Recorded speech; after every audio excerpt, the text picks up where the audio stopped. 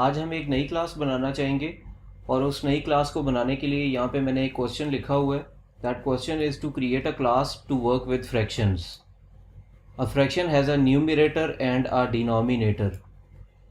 Your task is to create at least two fractions, add them, subtract them.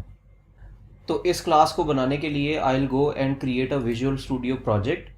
We will start with an empty project और उस empty project के अंदर हम यहाँ पे एक मेन फाइल पहले ऐड करेंगे और मेन फाइल ऐड करने के बाद हम यहाँ पे क्लास जो है वो बनाना चाहेंगे, जिसके लिए मेरे पास यहाँ पे सॉल्यूशन एक्सप्लोरर के अंदर जाके पहले मैं एक नई मेन फाइल बना लेता हूँ जिसका बाय डिफ़ॉल्ट नाम होगा source.cpp. इसका नाम हम मेन रख लेते हैं और यहाँ पे मैं एक नई क्लास बनाना चाहूँगा ऐड के अंदर आके class, and let's call this class as fraction. Let's delete all this which is over here, let's delete all this which is over here और यहाँ पे अब हम अपनी क्लास को डिफ़ाइन करना शुरू करेंगे. मेन के अंदर आके यहाँ पे मैं इंक्लूड करवाना चाहूँगा fraction.h और यहाँ पे सिंपली एक मेन प्रोग्राम बनाते हैं और एक रिटर्न 0 लिख देते हैं. fraction.h के अंदर आके सबसे पहले यहाँ पे क्लास फ्रैक्शन बनाते हैं हम, और क्लास फ्रैक्शन के अंदर मुझे एट्रीब्यूट्स लिखने हैं और इस क्लास के लिए मैं इंटीजर टाइप का एक न्यूमरेटर एज एन एट्रीब्यूट लेना चाहूँगा और इंटीजर टाइप का एक डिनोमिनेटर एज एन एट्रीब्यूट लेना चाहूँगा. अब यहाँ पे मेरे पास पब्लिक कोई फंक्शंस होने चाहिए. यहाँ पे मैं क्लास का एक कंस्ट्रक्टर बना रहा हूँ which is taking 2 parameters as an input, यानी कि न्यूमरेटर और डिनोमिनेटर दोनों को मैं यहाँ पे ड्यूरिंग इंस्टेंशिएशन देना चाहूँगा. इसका एक डिस्ट्रक्टर बना लेते हैं. ऐड के लिए मुझे यहाँ पे एक फंक्शन चाहिए. ऐड अभी फ़िलहाल लिखते हैं यहाँ पे. एक हमें यहाँ पे फंक्शन चाहिए सब्ट्रैक्ट करने के लिए, and that's it. This is all what we require from here.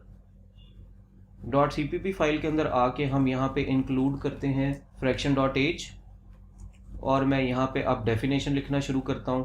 Fraction scope resolution operator fraction, 2 integers as an input जाएंगे यहाँ पे for numerator and denominator, and we are going to define it over here in a while. इसके बाद यहाँ पे destructor की definition कर लेते हैं.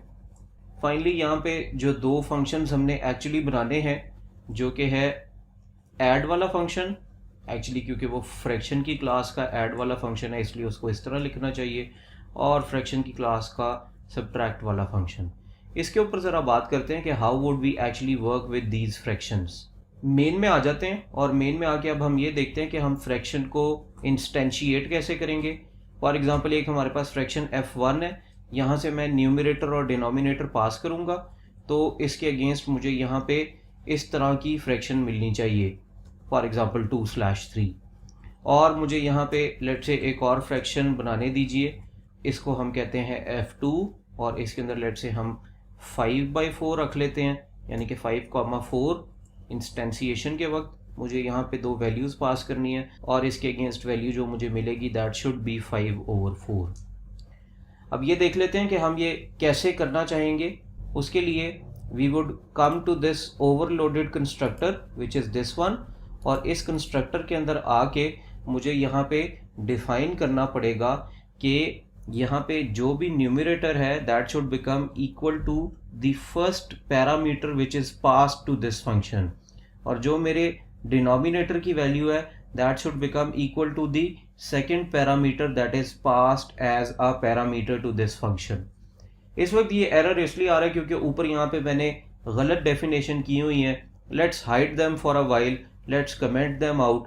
और यहाँ पे भी मैंने 2 एरर्स लिखे हुए हैं जो कि ऐड और सब्ट्रैक्ट वाले फंक्शन की प्रोटोटाइप गलत होने की वजह से है. अगर मैं इस वक्त अपने प्रोग्राम को चलाऊँगा तो रेस्ट अश्योर्ड कि आपका प्रोग्राम ठीक काम करेगा और मेरा यहाँ पे कंस्ट्रक्टर भी सही काम कर रहा है. मुझे कैसे पता चलेगा कि मेरी फ्रैक्शन सही यहाँ पे इंस्टेंशिएट हुई है? उसके लिए मुझे यहाँ पे एक डिस्प्ले का फंक्शन लिखना पड़ेगा, a non value returning function. The name of the function is display. और यहाँ पे आके ज़रा डिस्प्ले वाले फंक्शन की डेफिनेशन भी कर लेते हैं. Non value returning function, fraction is the name of the class, scope resolution operator, display is the name of the function. और मैं यहाँ पे सी आउट करना चाहूँगा the value of numerator separated by a slash और उसके बाद द वैल्यू ऑफ डिनोमिनेटर. ये एरर जो आपको इस सी आउट वाली स्टेटमेंट में नज़र आ रहा है, this is because of the fact कि हमने यहाँ पे आईओस्ट्रीम fraction.h में या fraction.cpp में इंक्लूड नहीं किया। तो मैं यहाँ पे आईओस्ट्रीम इंक्लूड करूँगा और यहाँ पे आईओस्ट्रीम इंक्लूड करने का फ़ायदा ये है कि हर फाइल के अंदर आईओस्ट्रीम इंक्लूड हो जाएगा। अब मेन फंक्शन में जाते हैं और F1 और F2 ऑब्जेक्ट के अगेंस्ट डिस्प्ले का फंक्शन कॉल कर लेते हैं, F1.display एंड F2.display। तो आप देखेंगे ये कि आपको यहाँ पे आउटपुट मिलेगी 2/3 एंड 5/4। अब ज़रा हमारे वाइट बोर्ड के ऊपर जाके मेमोरी मैप्स को बना लेते हैं और मेमोरी मैप्स जो यहाँ पे बनेंगे उसके अंदर हमारे पास एक ऑब्जेक्ट है F1 और F1 का अपना एक न्यूमरेटर है और अपना एक डिनोमिनेटर है।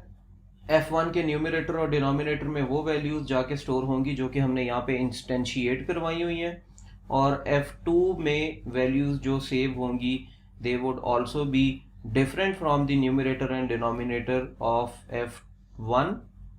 डिफरेंट का मतलब ये है कि उसका कोई ताल्लुक F1 की मेमोरीज़ के साथ नहीं है। ऑफ कोर्स यहाँ पे वैल्यूज़ सेम हो सकती हैं और इसके अंदर जो वैल्यूज़ मैंने रखवाई हैं वो हैं 5/4।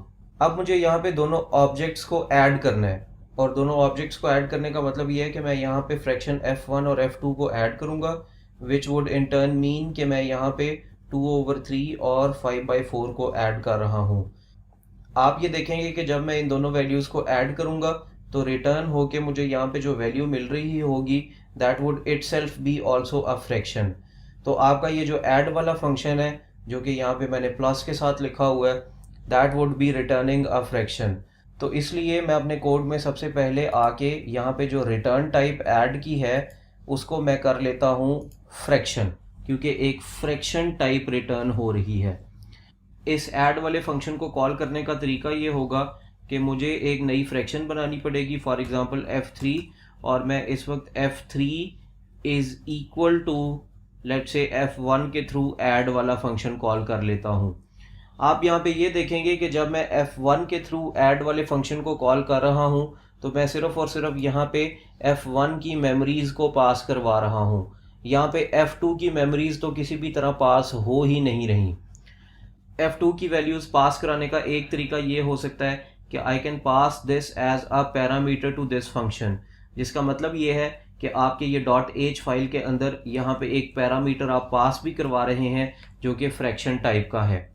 जनरली ऑब्जेक्ट्स को ऐसे पास करते हुए आप हमेशा करते हैं पास बाय रेफरेंस, और पास बाय रेफरेंस की वजह से यहाँ पे इट्स ऑलवेज गुड कि आप कॉन्स्ट लगा दें।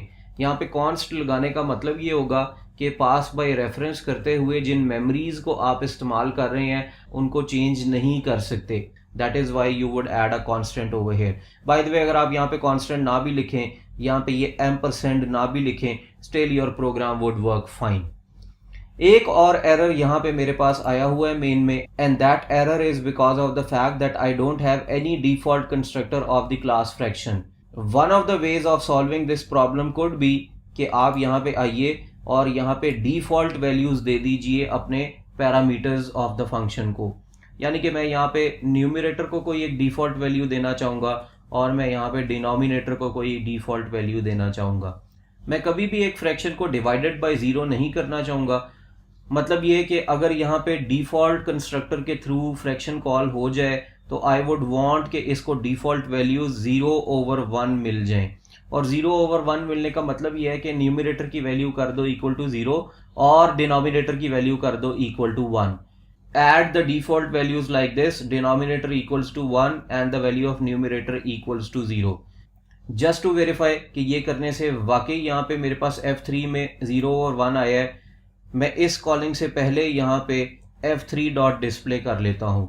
और F3.display करने का मतलब ये होगा कि आपको आखिरी जो आउटपुट मिलेगी that would be 0/1, which is because of F3, because I have given default values to this particular constructor now। और अब अगर मैं यहाँ पे चाहूँ तो इस तरह भी फ्रैक्शंस को इंस्टेंशिएट कर सकता हूँ जैसे कि मैंने F3 को इंस्टेंशिएट किया है। Now let's move forward and let's see if there is any other error in the program. Well, I do see one error, और वो error ये है कि let's say कि मैं फ्रैक्शन जो है उसके अगेंस्ट, अभी मैंने आपको कहा कि वैल्यू डिनोमिनेटर में 0 नहीं रखना चाहूँगा। इमेजिन करें कि मेरे पास एक फ्रैक्शन f4 है और इसको मैं वैल्यू दे देता हूँ 4 डिवाइडेड बाई लेट से 0, और 4 डिवाइडेड बाई 0 का मतलब ये है कि f4 के अगेंस्ट आपको आउटपुट मिलेगी 4 divided by 0। Let's do it. f4 dot display जब आप करेंगे यहाँ पे, तो आपको यहाँ पे जो आउटपुट मिलेगी that would be 4 divided by 0। Please have a look over here. अब मसला ये है कि आप यहाँ पे इस वैल्यू को 0 कभी भी नहीं रखना चाहेंगे, because anything divided by 0 is infinity. इस प्रॉब्लम को सॉल्व करने के लिए मैं फ्रैक्शन के नॉन पैरामीटराइज कंस्ट्रक्टर के अंदर आऊँगा और यहाँ पे मैं देखूंगा कि अगर डी की वैल्यू यूज़र ने 0 लेट से पास की है तो उसको अपनी तरफ से मैं 1 कर दूंगा, यानी कि 4 डिवाइडेड बाई 0 कभी भी 4 डिवाइडेड बाई 0 कंसिडर नहीं होगा, that would always be considered as 4 divided by 1। तो let me do it. If the value of D becomes equal to 0, यानी कि यूज़र इसको 0 के तौर पे आपको पास कर रहा है as parameter to this function, make d equal to 1। अब अगर मैं अपने प्रोग्राम को चलाऊं तो हालांकि मैंने 4 डिवाइडेड बाई 0 पास किया हुआ है मेन से, बट यहाँ पे मुझे जो आउटपुट मिल रही है दैट इज 4 डिवाइडेड बाई 1।